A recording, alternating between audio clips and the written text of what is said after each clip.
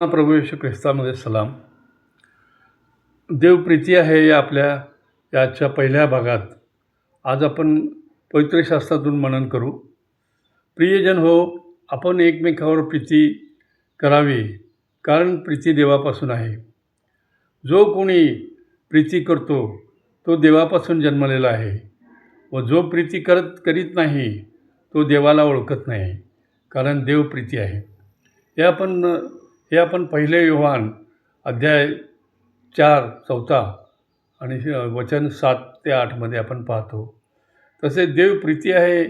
जो प्रीतीमध्ये राहतो तो देवामध्ये राहतो व देव त्याच्यामध्ये राहतो, असे आपण योहान शुभवर्तमान 4:16 आपण पाहतो.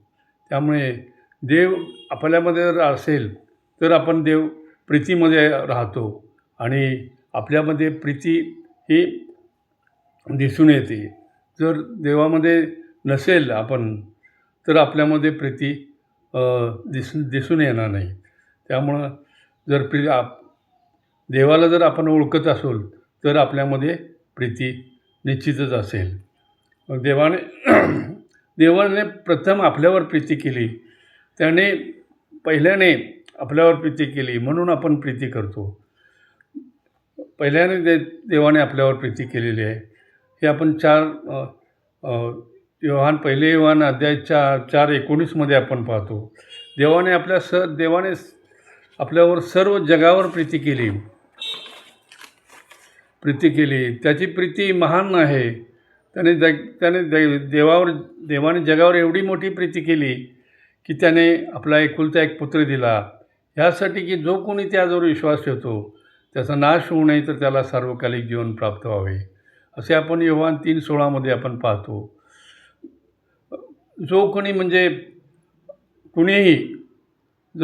कुणीही असेल तर जर तो प्रभू येशू ख्रिस्तावर विश्वास ठेवत असेल तर त्याला सार्वकालिक जीवन प्राप्त होईल, असे हे वचन सांगतं.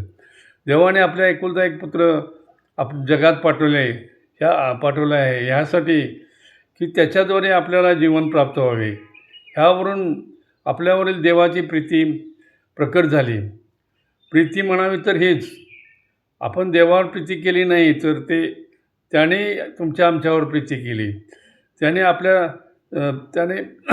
आमच्या पापांचे प्रायश्चित व्हावे म्हणून स्वपुत्राला पाठवले. देवाने जर अशा प्रकारे प्रीती केली तर आपणही एकमेकावर प्रीती केली पाहिजे. त्याने आपल्या पुत्राला आपल्या पापापासून मुक्त करण्यासाठी पाठवले व त्याने आपल्या वधस्तंभावर आपल्यासाठी प्राण अर्पण केला. अशी त्याची महान प्रीती आपण पाहतो आणि त्यामुळे आपण एकमेकावर प्रीती केली पाहिजे, अशी आपणास आज्ञा आहे. धन्यवाद.